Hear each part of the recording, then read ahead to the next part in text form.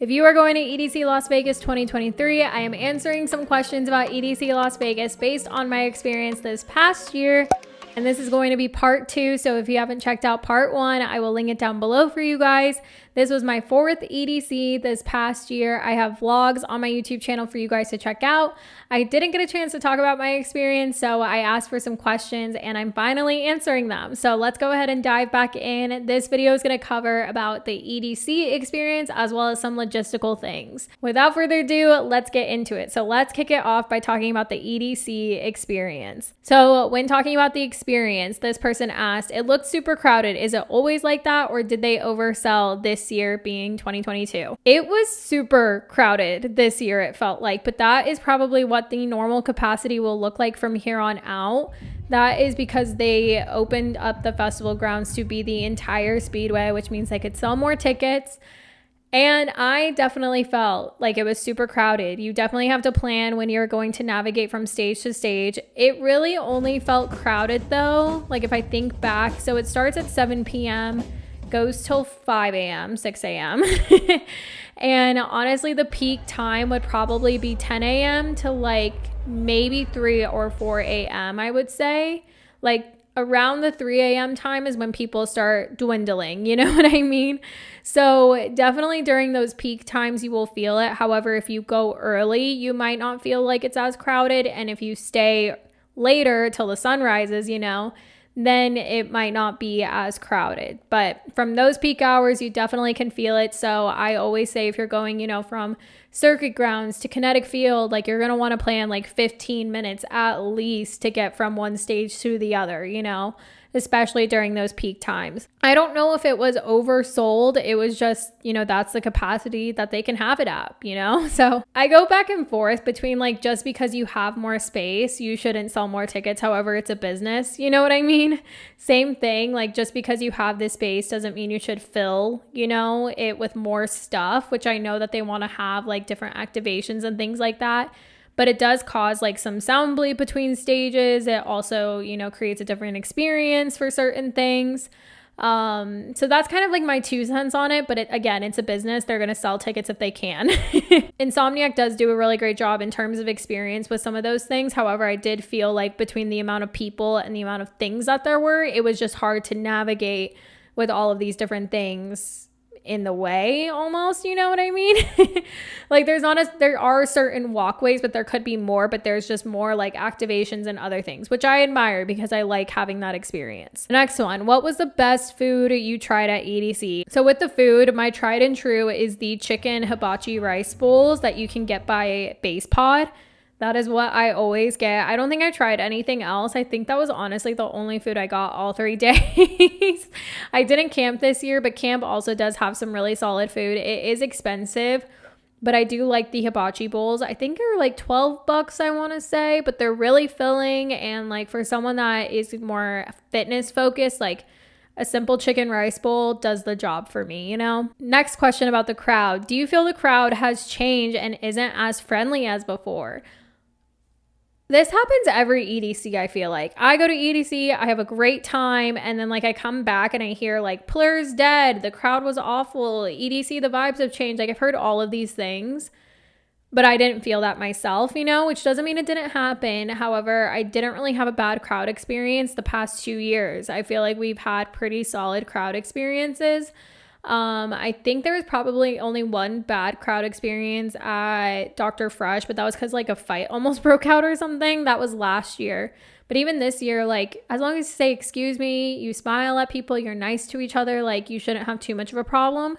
But I didn't really feel that. I feel like the crowd is still very much like Plur is alive kind of thing. But I do know people are, you know, sometimes looking to party and looking to have a good time, and they might not know those things, you know what I mean? So I go back and forth on that, you know? The next question, how was the new stage? Design, vibes, music. I think they meant the main stage. The main stage was immaculate this year. I really liked that design. As for some of the other stages, you know, Base Pod got an upgrade that looked really dope. I think Wasteland did too, and that looked really cool. Circuit grounds, I was pretty underwhelmed by, and I didn't really like that design. I've liked years past before. I felt like they just it didn't do a whole lot, you know? It wasn't like all encompassing, you know what I mean? So there was definitely some things missing, I felt like, from that stage. Quantum Valley got the mega structure, which I'm very happy for them. However, Neon Garden as a mega structure just worked so well. And this year it was just a bunch of shipping containers, which like still looked cool. It grew on me by the end of the weekend, but the mega structure of 2021 for Neon Garden was just so great. The new stage, Bionic Jungle, had a really great start to it. I'm curious to see how that stage will evolve over time. Cosmic Meadow, I think, stayed the same. Stereo Bloom stayed the same. They did add the Rave Hanger, which had AC. It was partnered with Allegiant. That was super dope. It was like a cool little room. I'm curious to see what they'll do with that in the future. And then we have all the art cards too, which are always great. Next question, what happened day one? Seems a lot of attendees weren't happy. Yeah, I mean, day one of EDC is always kind of a mess because of traffic, shuttle issues, or whatever it may be. So I feel like that was a factor for a lot of people. And then the wind obviously was the main character of Friday. So I think for future, like, I would just hope to see maybe EDC does a better job with like planning for that wind in terms of like, you know, the experience design, the sound design. Magnetic Field did get shut down for a little bit, I think during Alan Walker's set, and then it opened right back up just in time for Seven Lions set, I'm pretty sure. And then Porter was after him, so I got to see Porter. We didn't get to see Seven Lions because of being in the merch line. But because of that wind, you know, a lot of people didn't plan for that. So I'm telling people now, just bring a light jacket, bring a pashmina, get a locker, whatever it may be, to really help with that wind. Regardless if you don't think it'll be windy, you just never know. And that made a lot of people unhappy, you know, some of those lines being long, things like that. But day 2 was a lot better for us, and day 3 was also a lot better too. Next question, how to make it until sunrise? Honestly, what I start doing kind of leading up, I don't go to bed at like 4 or 5 a.m., but I do start going to bed later to kind of help with my sleep schedule. Also, being in Texas, there's like a 2-hour time difference, so that kind of affects us a little bit too. But I start doing things like that, and then honestly, I just caffeinate. So I think when I got to the venue, I would get a Red Bull, and then if I felt like I needed another one as I'm going throughout the night, then I would get another one. And then when we get back to the hotel, I'm usually taking like ZQuil or like melatonin to like knock me out from all that caffeine. But that's honestly how I made it. And then eating also helps. Taking breaks also helps. You know, if you need to bring ibuprofen for your feet, whatever it may be, that all that kind of stuff can kind of help make you to sunrise if you are someone that's not partaking in things. Next one is camp, EDC, or hotel, which is better? It really depends on who you are as a raver and a traveler, you know what I mean? I will choose camp EDC just because I do not like the travel time that comes with staying at a hotel. It was really nice staying at a hotel this year, you know, getting to shower, getting to be in a bed, all of that stuff. But, you know, our schedule was like we would get home at like 5 a.m., 6 a.m., whatever. There was still traffic on the way back to the Strip. And then we would finally get to sleep at like maybe 7, 8 a.m. after like showering and everything. And then you sleep until like 2 or 3. Then you eat, get ready, and then you go. And even then, that still takes like an hour and a half to 2 hours, unless you leave at like 4 or 5 p.m. to get there right for the beginning of opening ceremonies. But that would just make for a really long day because they don't even open opening ceremonies up to the whole festival. You're just confined to Cosmic Meadow, which like I wish they would open it up because then you could take care of like merch and like other things before you have artists to see. Kind of is what it is. But with Camp EDC, you get to wake up, get breakfast, chill, go to pool parties if you want, then get ready, and then you just walk like a 10-minute walk to the gates, you know? So for me, that's worth it. And you can obviously make camping a lot nicer. Like if you get an RV or if you do, you know, the nicer camping and stuff, like you can make it very comfortable. So that's what I'm going to choose. But I know some people, they're like, camping's not my vibe, not going to do it. But EDC is like a glamping kind of setup to begin with. So those are just my thoughts. If and when I do go back to EDC, I would prefer to camp. How often do they change the stage design? So yeah, the main stage, they do change every year. And then the other stages, it just depends on when they do upgrades for those stages. What do you feel about Neon Garden this year? I did not love it. I did not love it. And you could tell in the vlogs, I was not happy about it. This whole situation, interesting. Don't know where the mega structure went, but I would like her back. But we'll see how this is. Some logistical things. Thoughts of it in May and how bad the wind is during this time of year. So this is my second time going in May. I went in 2018 and went in 2022. The wind is just, you know, it's definitely brutal. In 2018, in my vlogs, I would talk about the wind a lot, and you could hear the wind in, you know, my, and you could hear the wind in my vlogs even this year and in 2018.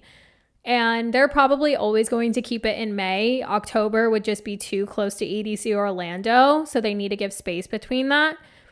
But this is just how it always has been. You know, there's always just going to be wind issues. You guys, it is windy. I'm having so many Marilyn Monroe moments.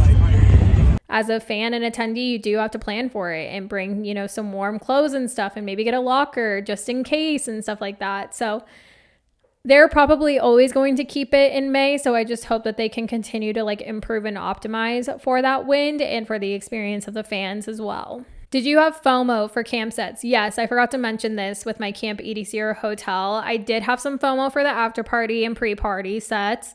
I also just felt disconnected from my friends. I talked about this in part 1. I just felt super disconnected from them, you know? Thankfully, we did have service, so we were able to like find each other easily, but I just didn't feel as connected to the people that like I wanted to hang out with because we weren't camping, you know? When you are camping, you are kind of set to like your schedule with your people in camp, you know, you're also within that community. So it's really hard trying to like, you know, jump in and find everyone and stuff like that. So that was kind of a little bit hard for me this year. Do you recommend pool parties on EDC days? So we did do this year. On Friday, we went to the Fisher pool party and then we went to EDC. Honestly, I think if you were to do it the first day because you're going to be so tired day 2 and day 3. You could also do it day 3 if you wanted to go like later into the festival. I do recommend it, but just know that usually the artists go on around 3 o'clock. So you will have to plan for that. Like you'll get back from that pool party, you know, I think the artists typically go on around like 2 o'clock or 3. So you kind of have to plan for that. We didn't even see the full Fisher set because we knew we needed to get back, eat, take a nap, and then like get ready and go. So just know whatever pool party you choose, if it's through the festival, like Friday through Sunday, you're going to have to plan for that in your schedule. That's why it's always kind of best to maybe go to Vegas 2 to 1 days before. You know, if you do Wednesday or Thursday pool party, then you don't have to worry about, you know, that getting into your festival time. And then the final question I'm going to end on, if you could change one thing about EDC, what would it be? It would be the wind, but I know they can't control that. So honestly, this is hard because part of me wants to say capacity. I wish we could have the same type of capacity as October. It just felt a lot better and more spacious. However, they might not make money that way. So the second thing I'm going to talk about, which I didn't talk about in any of these videos so far, trash was a big problem this year. Trash was a huge problem. I felt like I was stepping on water bottles, I was stepping on cups, I was stepping on a bunch of stuff, you know? I think what I would propose is for EDC to create some type of initiative, like Coachella does this, Electric Forest does this, where if you turn in a bunch of plastic or you turn in trash, whatever it may be, you get like a VIP upgrade or you get something for it, right? They're not going to hire workers to do it, or they're not going to have like the proper amount of like trash containers, recycle containers and things like that. Like maybe have some type of initiative for it because it was just crazy how much there was. That is it for this video. If you have any other questions, feel free to comment it down below. I will be doing some other EDC videos that I have planned out. If you did like today's video, feel free to give it a thumbs up, hit that subscribe button to vibe with me. Let me know if you're going to EDC 2023 and I will see you in the next video. Bye.